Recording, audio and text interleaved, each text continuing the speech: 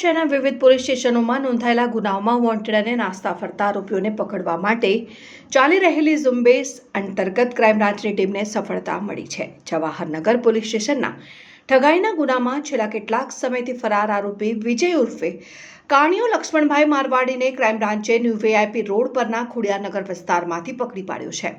તારીખ 29 જાન્યુઆરી 2026ના રોજ ઉંડેરા ગામ ખાતે ફરિયાદી મહિલાની દુકાને બે અજાણ્યા ઇસમો આવ્યા હતા। આ આરોપીઓ ફરિયાદીને વાતોમાં ભોળવી વિશ્વાસમાં લીધા હતા અને ત્યારબાદ તેમના કાનમાં પહેરેલ 2.5 ગ્રામ સોનાની બુટ્ટીઓ સફેદ રૂમાલમાં મુકાવી હતી। બાદમાં ઠગાઈ કરીને સફેદ રૂમાલમાં સોનાને બદલે પથ્થરના ટુકડા ભરાવી દઈ આરોપીઓ પલાયન થઈ ગયા હતા।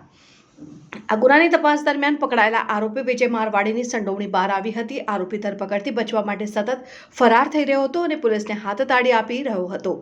જોકે ક્રાઇમ બ્રાન્ચની ટીમને હ્યુમન સોર્સ દ્વારા મળેલી ચોક્કસ બાતમીના આધારે ખોડિયારનગરના સફેદ વુડાના મકાનો પાસે વોચ ગોઠવી તેને દબોચી લીધા હતા।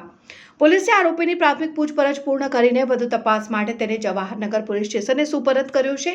ઉલ્લેખનીય છે કે પકડાયેલો આરોપી વિજય મારવાડી મૂળ સુરતનો રહેવાસી છે અને અગાઉ પણ સુરત વિસ્તારમાં અને ગુનાહિત પ્રવૃત્તિઓમાં સંડોવાયેલો હોવાનું સામે આવ્યું છે। આ ઘટનાએ વેપારીઓમાં ફફડાટ ફેલાવ્યો હતો ત્યારે પોલીસ દ્વારા ફરાર આરોપીની થયેલી આ ધરપકડ રાહતરૂપ છે।